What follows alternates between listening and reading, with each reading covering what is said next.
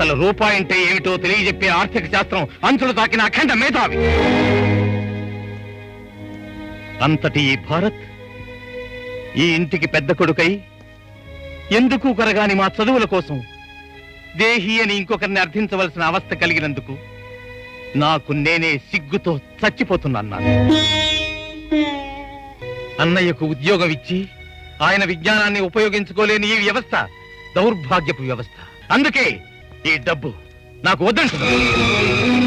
బ్రతుకు తెరువుకి ఉద్యోగం ఒక్కటే మార్గం కాదు నాన్న. డబ్బు సంపాదించడానికి చదువు అక్కర్లేదు. డిగ్రీ లేకుండా కోటీశ్వరులైన ఎందరో మహానుభావులు మన కళ్ళ ముందే ఉన్నారు. ఎందుకు కొరగానని ఆదర్శాలు వింటూ తన చేతులకు సంకెళ్ళు వేసుకుని చేతగాని వాడిగా నిలబడ్డాడు అన్నయ్య. కానీ నేను నీ చాదస్తపు సాలిగూడు నుంచి బయటపడబోతున్నాను. డబ్బుతో మనిషికి విలువ కట్టే ఈ సమాజానికి